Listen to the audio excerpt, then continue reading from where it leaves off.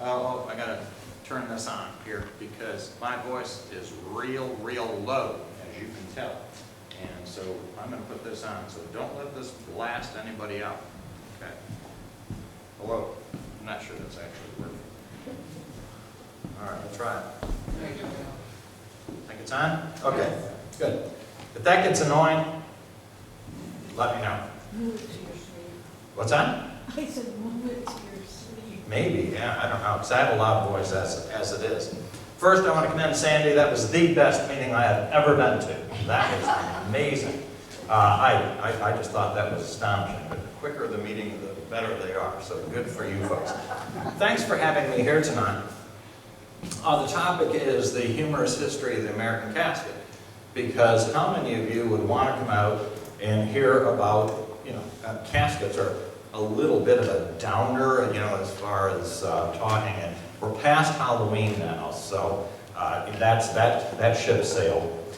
But what I'd like to do is have a chance to share a little bit of history and giving you some of the background in the American casket industry and how that progressed in kind of a wacky way over the years. I got involved in this business I did not as a kid, I did not go to bed at night hoping I would be a casket salesman. I know that may be hard to believe, but I wanted to be an archaeologist.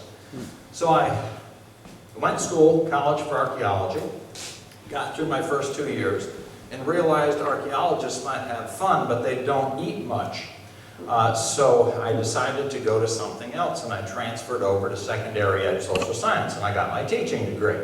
Well, in 1973, the only thing that New York State needed less than archaeologists was teachers. So that was just a brilliant move on my part. So I answered an ad for the Marcellus Casket Company in Syracuse, New York, one of the oldest and most prestigious casket companies in the United States. I was very well qualified. I had hair down to here, and I had never been to a funeral.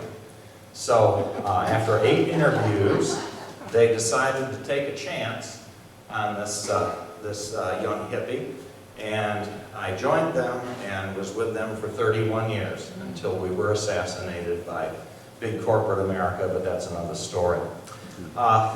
It was a wonderful company. We made the caskets for the Kennedys and the Nixons and the Trumans and Mickey Mantle and Joe DiMaggio and Billy Martin.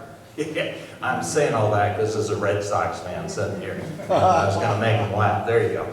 Okay. But we really did. We were the casket company of the Yankees. I don't think we got Carl Yastrzemski because he's probably still alive. I don't know. Anyhow, it was great. And I figured, caskets, archaeology, dead people, funerals, gosh, they got to go together somehow.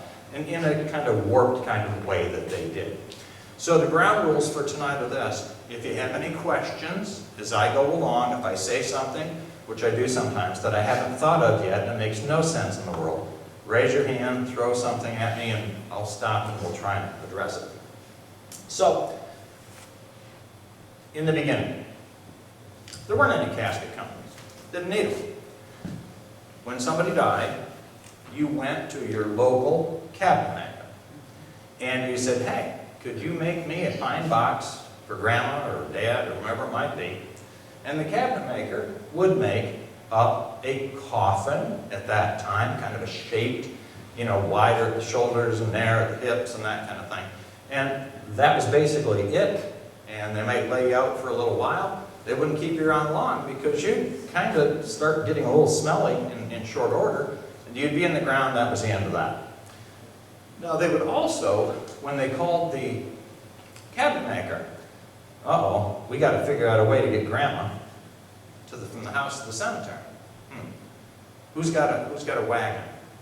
Usually the cabinet maker did, because the cabinet maker had to deliver furniture and dressers and things like that.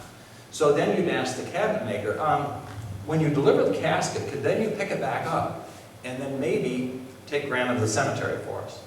And the cabinet maker undertook to take care of grandma, and that's where the word undertaker came from.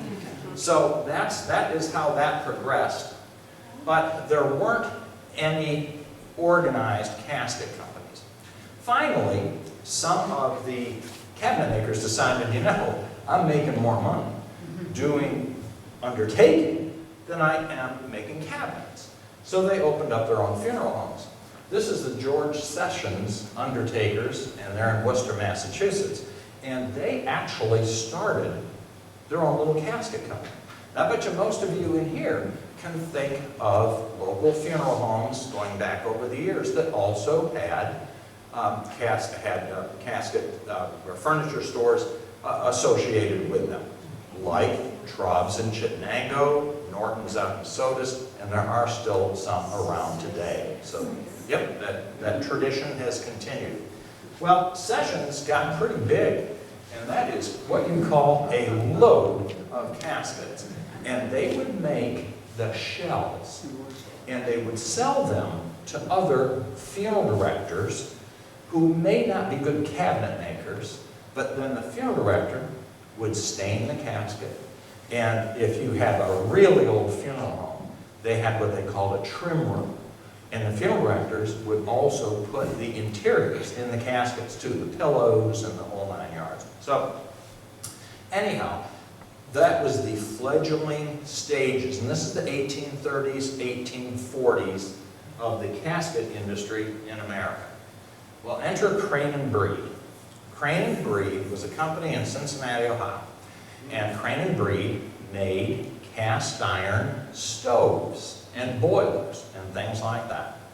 Well, there was a young man named Almond Fisk, and he decided to come up with a mummy-form sarcophagus cast iron casket. And that's what it looked like, and that was patented in 1846. What took it off, and really, I know that's kind of creepy looking, what kind of launched it, and I believe that, he brought it to, at that time, the largest fair in the United States, so people could look at it. Where do you think that fair was? Buffalo? Syracuse, New York. The New York State Fair helped to launch this. Very good. The New York State Fair helped to launch this guy's design. This was an expensive casket. Your typical cabinet maker casket, $4. $75. That was pretty outrageous. So only the wealthy could afford it. That's another creepy picture. There is one of these for sale right now on eBay. You can go on, just put down a Fisk's patent airtight casket. It's $45,000. Good news is it's empty, so you don't have to take anything out. So,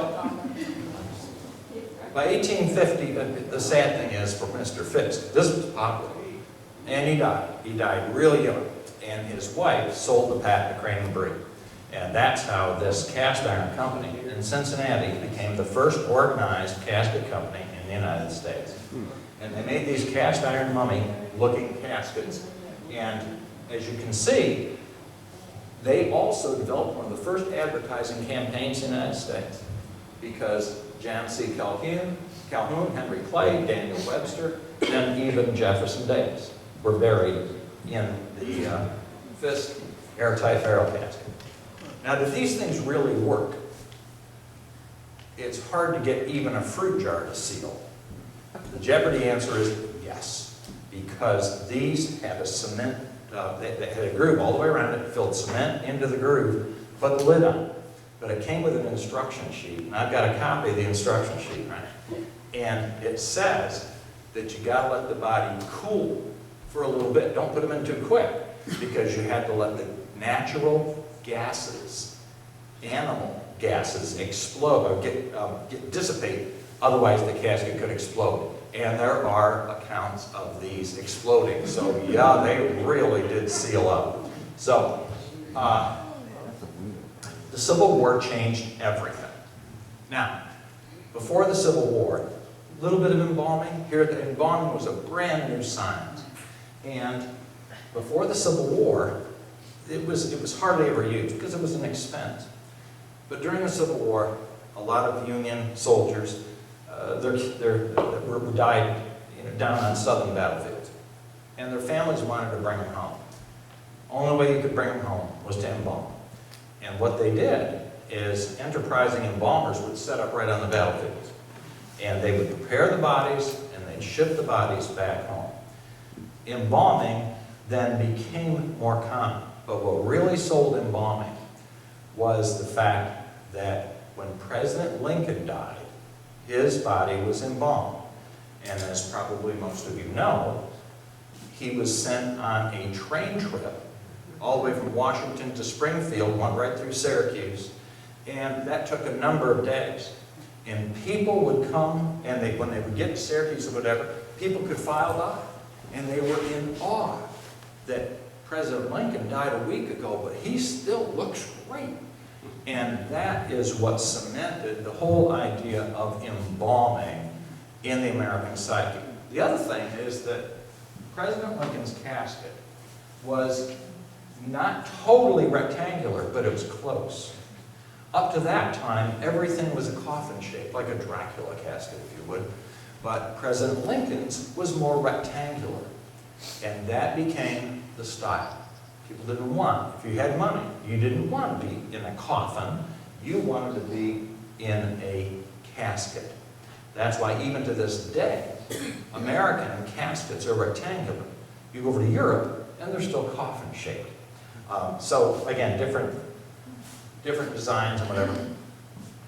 This was taken about 1905 at the Marcellus Casket Company in Syracuse, New York, and that's where I went to work.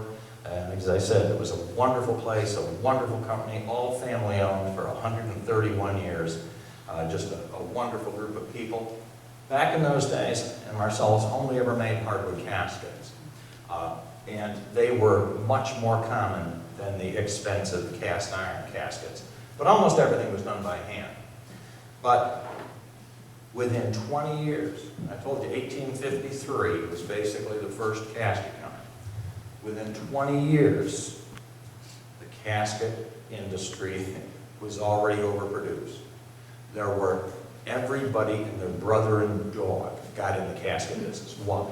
Because unless you're going to do cast iron, which most of them didn't, all you needed was a hammer, and a saw, some sandpaper, and you could be in the casket business. Every little town had a casket company.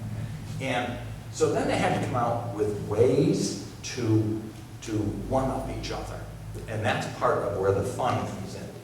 Here, J.C. Taylor Company in New York patented the ice casket. Okay, so you couldn't afford embalming, but you wanted to have calling hours. So what you did is the body was down here, there's the peekaboo, and you filled the whole top with full ice. And so that you could, and most of these services were in the home at that time. And there are stories that the old-time film directors used to tell me that they would hear that their dads told them of going to the family home and the kids coming down at night because grandma's laid out in the living room. I've only been to 3 or 4 home layouts. Come down and they would hear the drip, drip, drip. And the kids would think it was blood, right? It was just the water dripping into a zinc pan in the bottom. But yeah, so that made things a little creepier than need be. So after J.C. Taylor came up with theirs, then they had to come up with a adjustable corpse preserver. So now this had a big thing. If you wanted to be around for a long time, you put more ice in. And that had an adjustable area up here. And then you could get the improved deodorized casket corpse preserver. So everybody was trying to come out with a new idea or something different to set themselves apart. So casket marketing was born. This one probably never got off the ground very much. For people who didn't want to say goodbye, A.C. Ray patented a casket with a telescope in it. And that way you could look in and see if they were still there. Or hopefully they were still dead. But again, that was a very strange casket. This is one of my favorites.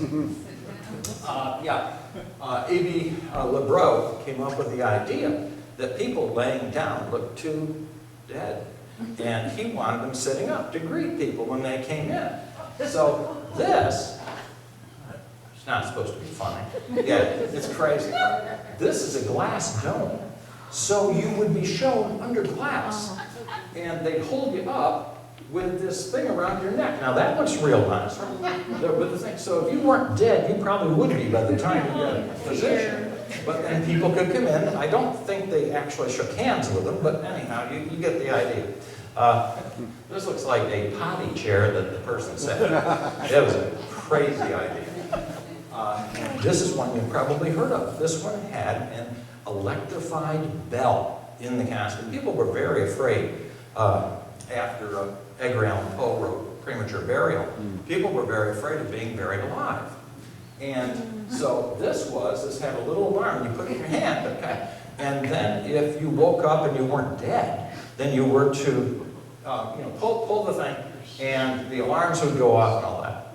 The only problem with that one is that the electric cord that went through the cemetery, the guys who mowed the grass kept cutting the electric cord. I'm just teasing. That probably didn't happen. I doubt that this probably got very far. So casket companies were under a lot of stress and attack, and then they decided that they'd start making things, anything that you could imagine, to try and stay in business. Onondaga Novelty Company made good things in wood for every home. Cabinets, this was the Marcellus Casket Company. They started a whole new company called Onondaga Novelty. They used the company picture, but they whited out the name because they didn't want people to know that the furniture was being made in the casket company, because then they probably wouldn't buy it. So this kind of little hoax went on for a long, long time. So they had their own furniture company. Here were some folding chairs. The original John Marcellus was a character, and he came up with all kinds of ideas. We have a couple of his pieces at home. Sewing tables. We have a chair that turns into a ladder. We have a chair that turns into a ladder and a desk. If you look around, if you go to garage sales, okay, because they're right around here. Most of them are made from quarter sawn oak. They're really cool. And on the bottom or underside, they're stamped Onondaga Novelty Company. Nobody except me and now you know that those were actually made by Marcellus Casket. And they're very rare, but they are around. I've actually found pieces. Casket companies decided to get in the hearse business. And Marcellus actually made some beautiful hearses, horse-drawn hearses, and they even would sell you the horse nets. Time flies and fly time is coming. The original Mr. Marcellus wrote all of his own ads. Some of them are really, really clever. There's owls with who makes the best caskets, all kinds of fun stuff. But at any rate, now the good news and the bad news. They made top-end horse-drawn hearses. The bad news is not a single one has survived to this day. Not one. Someday, somewhere in a barn down in Tully, maybe somebody will find one set away, but not one has ever survived. And that's a shame, because that would be cool to see. Big things happened in 1890. That's a heck of a house, isn't it? That gentleman's name is C. Will Chappell. And C. Will Chappell revolutionized the casket industry in Oneida, New York. And what he did was this, is he had an idea. He had opened up a couple of men's clothing stores, right? Bombed, total failure. So he looked around and he saved what little money he had left, and he bought the Maxwell Casket Company in Oneida, New York, little casket company. Then he looked down in Rochester, and he looked down near Allegheny, New York, and he said, you know what? Those guys are making the same things we are. They have the same employees that we do. They buy the same fabric that we do. what if we did this? What if we partnered? What if we got together and we'll buy our lumber together, and we'll buy our fabric together, we'll buy our stain together, and we'll force the prices down. And that man in Oneida, New York, started the National Casket Company in 1890, and within 10 years, it was the largest in the United States. It went eventually coast to coast. They made everything from motorized hearses, limousines, caskets. They were #1, National Casket. Sad story. In 1909, Will Chappell, in his brand new open top limousine, 1909, was coming back from Chittenango, where they had dinner, to come back to Canastota. They'd probably been to the Hamlet Ham or something. But anyhow, they're coming back, and they can see a storm coming. And instead of pulling over, Mr. Chappell asked his chauffeur to drive a little faster. Bad move. They lost control, flipped the car, and Mr. Chappell went into a tree. Everybody else survived except him. So he never lived to see the mega company, and they were the largest up until about 1980. So his legacy was terrific, but he just didn't live to see much of it. There was a huge backlash about this. They called it a monopoly. They said, that's not fair. They were jealous because they didn't think of it first. So in many cases, with these old casket companies, the only thing that's left are maybe some billheads, letterheads. A lot of them went in and out of business in the same year because they were underfunded. This is called the Antitrust Casket and Furniture Company. What a great name. Beautiful letterhead. Look at that great big factory in Canastota, New York. Anybody know where that factory is? I don't think it ever existed. I have no idea. I think they had somebody make it up. We've never found a catalog. We've never seen one other thing, and there's only 2 invoices ever known for the antitrust casket. These guys went into business against National, and I think they lasted about 12 minutes, so not very long. The casket companies, because they were in trouble, got together, and they tried to tell everybody how to run their own businesses. Here's all these casket companies, including Marcellus. On this date, the trade discount of 10% that has been allowed on cloth-covered caskets will be discontinued, and the terms on all goods will be 90 days net or 5% discount for cash in 30 days. That is about as anti-business as you can possibly get. This was done in 1892. Well, the Sherman Antitrust Act was already out, but nobody enforced it. Nobody until Teddy Roosevelt finally came out to enforce it. But it was kind of the Wild West. Finally, a group of top-end companies, that's John Marcellus right there, started the Casket and Funeral Supply Association. And this was top-end casket companies that competitors would even help each other and work together to solve some of their issues. And this was a professional group.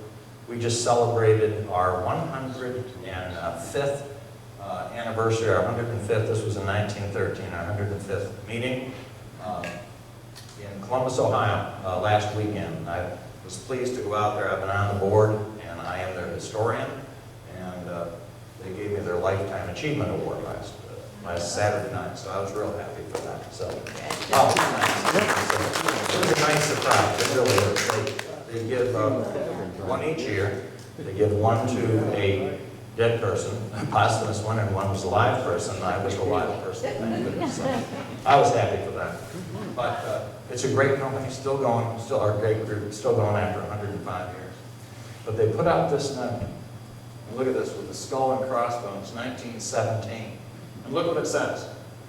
Compiled for the information of manufacturers in this industry and such others that may be imbued with the fallacious opinion that there are vast fortunes to be made in the casket industry, as well as general results of attempting to do business for volume only, with no regard for costs or proper business. This listing was 337 casket companies that had come in and gone out of business. 5 years later, 1922, they put it out again, and the list was up to 394. It was a disaster. People were coming and people were going. It was tough. The one thing that was doing really well, embalming fluid, because more and more people wanted to do embalming. Now, Champion, this is an old blocker. They have some really great ads for embalming fluid too. So most funeral directors in those days barely had a 5th grade education. But here you could get a degree. Embalming companies started their own colleges. And if you could go to Detroit or you could go to Boston for a week, they would teach you how to embalm. And then they would give you a diploma. So you might not be able to read, but you had a diploma. And the funeral directors lined up like cordwood to go to these places. And if you graduated from the Champion School in Springfield, Ohio, whose fluids do you think you probably use for the rest of your life? Because that's my Champion diploma thing.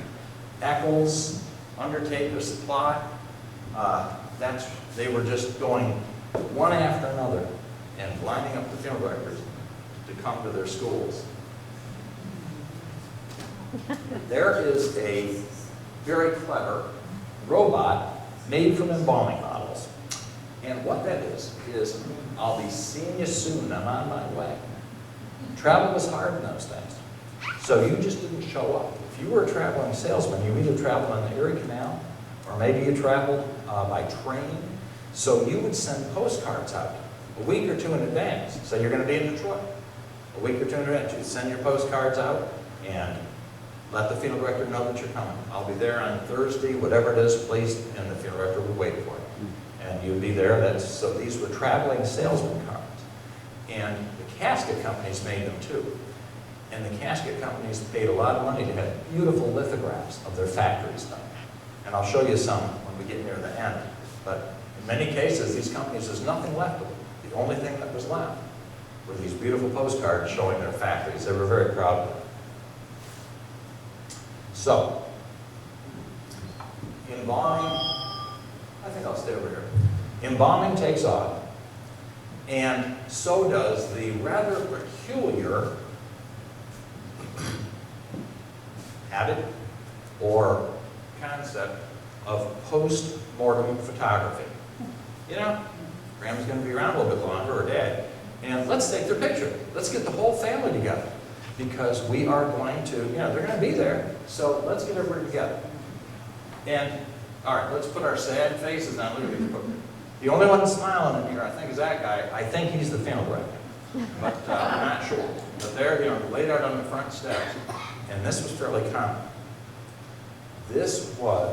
Embalming was a huge boost to the casket industry as far as the quality of casket sold. Why do you think? When Mom was only going to be around for a day, and you're going to put her right in the ground, most family can't even get here, her friends can't even get here, why have a nice box? But now, they're going to be around one.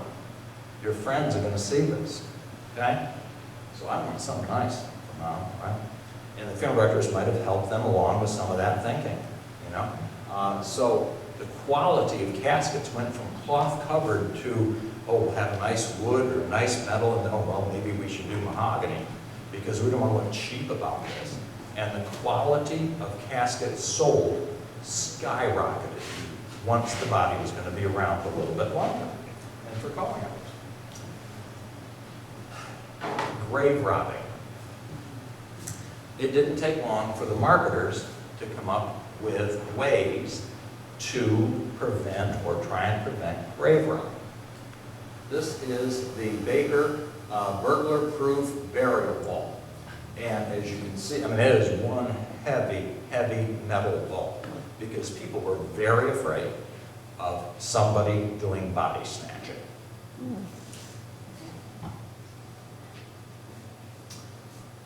Brown Oil Can Company. Everybody got on the mix with this metal, solid as the Sphinx itself. And that would, you put your casket in there and seal it away, and probably nobody could get at it. But just in case they could, the Marcellus Casket Company would sell you a sheet of spikes to lay over the top of the casket. So if somebody tried to dig you up, they would impale their feet on the bottom of the, can you imagine that? The steel burglar-proof grave guard. Man, I wouldn't even want to put that in the ground, much less anything else. So, I said, these were crazy times. They work for Culver's too. What's that?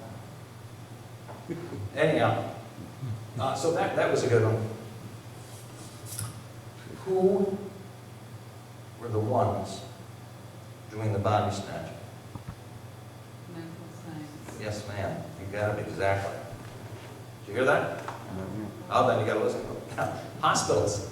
Hospitals, medical science. It was illegal to give your body to science, but they needed bodies to do research and study and to teach and to train. So the people that were paying money to the grave robbers was medical science. You're exactly right. So and then, this is my favorite, to stop grave robbers. This is the P.K. Clover coffin torpedo. And it actually had a charge, like a cannon charge, that would go off if you dug down, opened the lid, and you'd be blasted to smithereens. So, yeah, isn't that wild? That's just amazing. But you can see, I think he's dead. He looks pretty dead. But this is the coffin torpedo. Now, I don't know how many of those were ever made, okay? But that is one of the strangest things that I've ever seen. Well, what ended body snatching right away was the fact that laws were passed that it was okay, you could donate your body to science, and so the hospitals ended up with the cadavers, and that cut off the need for body snatching. But just in case you were still worried, how about a casket made from reinforced concrete? You know what I wouldn't want to be? I wouldn't want to be a pallbearer on an Imperisho casket made in Albion, Michigan. Wyatt, can you imagine how much that must have weighed? That's crazy. And then this one is particularly goofy too. This is a solid copper casket. Of course, it comes out of California, so they know it's going to be strange. But this opened on the end, and I wouldn't want to have to crawl in there and be the upholstery person to put the upholstery in the inside of the casket. I mean, it's a tube. It was a solid tube. There were some crazy ideas to try and keep in business. And some came up with some real catchy, here's catchy slogans. The Gate City Coffin Company, a doggone good line. Get it? They got the dog sitting on top. And they also sold their own embalming fluid. This is one of my favorites. There was a guy named George Ferguson, and he was from Moravia, New York, and he came up with the idea of a cruciform casket, a casket made in the shape of a cross. And he made a couple of them. He brought one of them up to John Marcellus, and John Marcellus turned him down on it. My guess is because if any of you do woodworking, look at the number of angles. Look at the number of, what a nightmare of a casket this was to produce. He didn't do this to be religious. He did this because he was tired of going into funeral homes and seeing narrow caskets and his friends being too tight in the casket. And he wanted to give them more elbow space. So this was just an elbow space. The people down in Owego, in a big lumber company down in Owego, said, we can market this to ministers. We can market this and be sold through the churches. And we are going to get rich beyond your wildest dreams. We're going to make a casket in the shape of a cross, and you will immediately get to heaven because you have a cross-shaped casket. Didn't work. Didn't work. The treasurer of the company eventually was found floating in the Susquehanna River. Committed suicide. He put all his family money into this, and slowly but surely, the whole thing went down the drain. but it still is one of the craziest caskets that I have ever seen. Got a call from a lady down in Owego one day, and I was doing research on this, and I wrote an article for it for Southern Funeral Record magazine. She says, Mike, I understand you're doing an article, and I said, yes. She says, you want to see one? I said, what? She found one in an antique store. She found that casket. So I drove to Owego, and there it was, a beautiful old home, sitting on her dining room table. That was 3 years ago. It was laid out on her dining room table and covered with this very expensive broadcloth material. And I looked at it, and I talked to her about 2 months ago. It's still sitting on her dining room table. I guess she doesn't know what to do with it right now. It's really cool. But I think one of the reasons, and I didn't know it till you could see it, one of the reasons this failed was because when you open that lid up and you put a body in it, it was only 13 inches across at the head. I mean, this was, you were cramped and you were compartmentalized. It was the doggonest looking thing I've ever seen. So it may have been a great idea or something, but when it came time, push came to shove, people don't like buying caskets that are too weird, and this was too weird. So even with the religious connotation, it was a bomb. How about your caskets that will light up in the back? This is the Bellevue electrically lighted caskets. And what you do during this area right here would light up in French Canada today in Quebec. They still use this. They still have caskets. And if you go in for calling hours, of course you can't do it with cemetery, but you go into calling hours and they have the light up backs of the caskets. Belleville lasted maybe 20 minutes. They weren't around very long either. I love this one.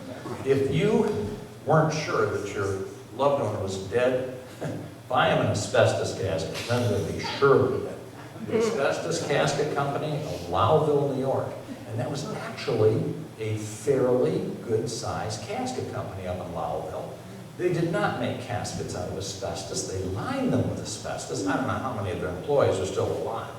They finally, the union went in 1956, and they were going to unionize the company. And the owner said, no, you're not. And he closed the doors and never reopened. And that was the end of the Asbestos Casket Company of Lowville, New York. There's another little story. This Lester Brew, he was our family's funeral director over in Auburn, where I grew up.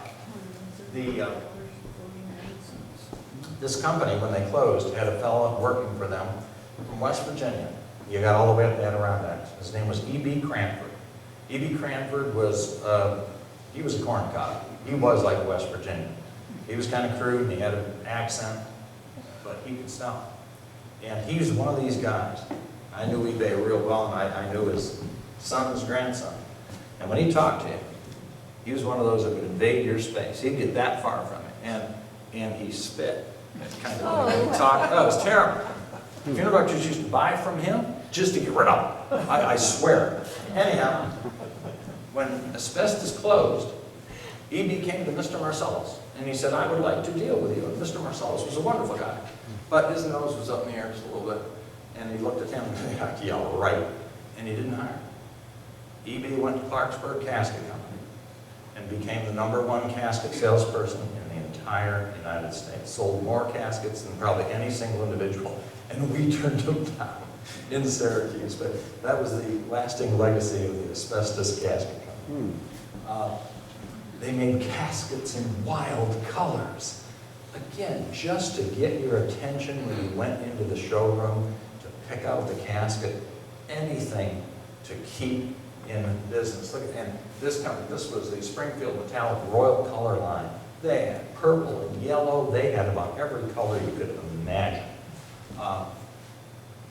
Wurlitzer tried to get into the funeral business too with the Wurlitzer funeral organ. And those were organs that were designed just for your funeral home. The mortuary organ, that's right. Marcellus partnered with a little company in Syracuse, New York, and helped them get going back many years ago. And I have a couple of ads. I'm going to have to put one in here. A little company that turned into a very big company We were one of the original promoters of Carrier air conditioning. And our sales reps would carry Carrier brochures from Syracuse, New York, to funeral homes, because funeral homes used to give up fans, right? Because it was hot, and you don't want it to be hot because that will help the decomposition. So Carrier air conditioning got a big help from the Marcellus Casket Company. Most people have no idea. This is one of my craziest casket designs ever. This is a national casket, and this is the National Davenport Couch. And yes, you know, if Dad liked to fall asleep in front of the TV with his remote, lay it on the couch. You could get a couch for him. This actually folded back up to be made into a casket. You could, it had all kinds of, I wouldn't want to do it, but you can see some parts over here and whatever, and you could fold that back in and make it look like a casket. That is the National Davenport Couch. That is in all of one catalog. So my guess is that didn't last very long or go over too much either. Casket companies, to help out funeral directors, put in their own showrooms. And Marcellus had a showroom that opened in 1904. And the funeral directors would bring their families in, and they would stay downstairs. Casket selection room was upstairs. They would stay downstairs and flirt with the girls and eat our candy and drink our coffee. And the 5 or 6 of us in the office would actually take the family up and pick out their caskets. We had about 70 funeral homes from over 50 miles away who would come in. We never closed. We were down on Richmond Avenue. We went 100 years and never closed. Christmas Day, I had 6 families in on Christmas Day one time. Why is that? Why would anybody want to come in and pick out a casket on Christmas? Saw your families there together. We didn't know Dad was going to die. You know what? Let's go get it done, get it out of the way. We'll open up the gifts in the afternoon. And so we could never close. We were on 24-hour on-call service because a lot of these funeral directors didn't have showrooms or what have you. So we would work with people like Halls over in Lafayette and Mr. Hartwell down in Tully and the Barths down in McGraw. These were smaller funeral homes that would drive on in, and sometimes you'd have 2 or 3 families in the selection room at the same time. We'd make the casket selection, burial vault. We'd come downstairs, fill out the form for the family, and call the vault order in. And the families could come in. They could take that casket, that interior, that back panel.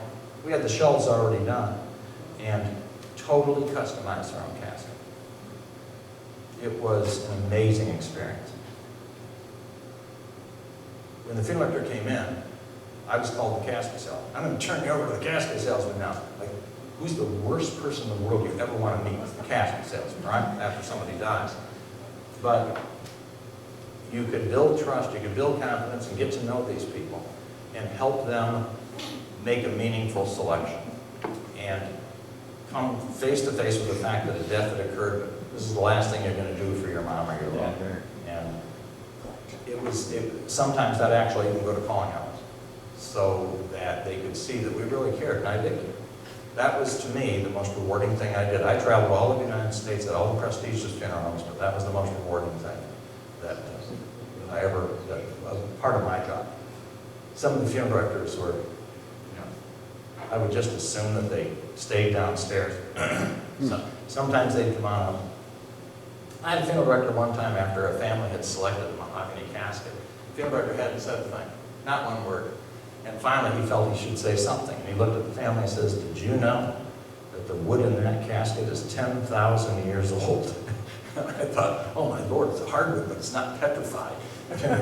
Yeah. We had another funeral director whose habit was, he was a wonderful, wonderful older guy. And he was an old Polish fellow in town. And after every casket selection, this is true story, he would take the pillow out of the casket. He'd put it behind his head, he'd cock his head and close his eyes and say, "This is how your dad's going to look in the casket." And I just said, no, say it seriously. It was crazy times, but he thought he was doing a good job. So anyhow, but it was a wonderful experience. We've had burial vaults. I've seen upstairs fist fights, families fighting each other. yelling at the minister, swearing at the minister. But again, you just deal with it. And it was a wonderful study in human nature, I suppose. They tried fiberglass caskets. Nope, that's not new. That's 1937. They tried fiddling with fiberglass. It was a bomb because families they like wood or metal, and basically it was just too different. In fact, they've tried fiberglass caskets many times now. They tried glass caskets. Ugliest, heaviest things you've ever seen. There were two different competing companies. I don't know what they're competing for. They all went out of business in short order. One was American glass casket, one was Decant Consolidated. They were so heavy you could hardly pick them up, and they were just ugly to look at. Big, thick glass. Zinc, well, zinc may not rust, but it corrodes. And in very short order, your zinc casket looks pretty homely. And they started corroding right in the showrooms. There's our friend Sprain and Breed again. This is kind of a sad one. This is Northwest Casket Company out of Minneapolis. For the war, made caskets with either khaki or navy exteriors for the service people that were being killed. Bugles, those were cast bronze and cast brass bugles on the side and knapsacks on the end so you could put little remembrances. I thought that was very touching. I had never seen that before. This was back, they did this for World War I. But again, just some of the different things that you wouldn't think of. Belmont, out of Columbus, Ohio, liked to talk about the strength of their casket, 5,200 pounds of concrete. I don't think people would have 5,200 pounds on the top of the casket, but just in case they wanted to, there was one of their lead-coated steel caskets. This guy, Chambers, one of the largest undertakers in the world, he was a very large man. He also had a lot of funeral homes. He was in Washington, D.C. And this is the time when the dark clouds are starting to come around. Chambers went before Congress, and he testified that the funeral director was not a professional. He was a funeral director. He testified they're not a funeral director. He said, you give me 3 weeks, and I can train any good plumber to be an embalmer. And he says, what's more, I can embalm a human body for 40 cents. I can embalm an elephant for $1.50. That was a whack job. But all of a sudden, this is the time of Ralph Nader, who's going after Corvairs and things, and some darkness came into the industry. And it was probably deserved. The metal casket companies started promoting how their caskets were going to protect you. And they had that gasket. You could get them in 16 gauge, 18 gauge, 20 gauge, and it was all hooey. You know, they'd give you a warranty. You know, if you liked your mom, here's a 25-year warranty. If you loved her, here's a 50. And